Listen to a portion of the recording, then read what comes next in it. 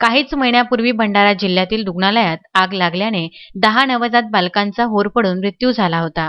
त्या घटनेने प्रत्येक आईला दुःख निर्माण होईल असे ते दृश्य होते।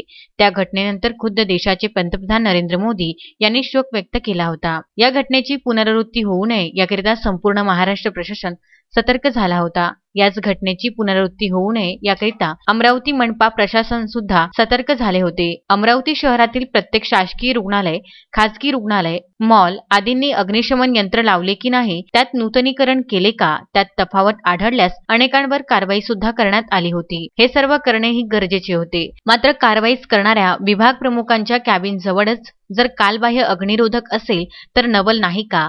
अशीच माहिती आणि स्ट्रिंग फुटेज आमच्या विदर्भ न्यूजच्या कॅमेऱ्यात मनपा आयुक्त प्रशांत रोढे यांच्या बाजूला असलेल्या हॉलजवळील कालबाह्य अग्निरोधक यंत्र कैद झाले आहे। यात अग्निरोधक यंत्राच्या वर 2 किलोग्रामचा हा अग्निरोधक यंत्र आहे, ज्यावर रिफिलिंग तारीख 31 डिसेंबर 2019 अशी आहे, तर ड्यू तारीख 30 डिसेंबर 2020 आहे। मग या यंत्राची तारीख कालबाह्य झाली नाही का? आग ही कशी पण लागू शकते, ती कुठे प्रत्यक्ष कोणी लावू शकते तर कुठे शॉर्ट सर्किटमुळे सुद्धा। अशा परिस्थितीत जर शहराचे मुख्य व्यवस्था केंद्र असलेल्या मनपामध्ये अशी आग लागल्याची दुर्घटना घडली तर ती आग विझवण्यास हे कालबाह्य यंत्र कामी पडेल का, असा गंभीर प्रश्न आता निर्माण झाला आहे। हे यंत्र कालबाह्य आहे का याची पडताळणी करण्यासाठी आम्ही मनपा अग्निशमन विभागाचे अधिकारी पंधरे यांना भ्रमणध्वनीच्या माध्यमातून पडताळणी केली असता ते सत्य असल्याचे स्पष्ट झाले आहे।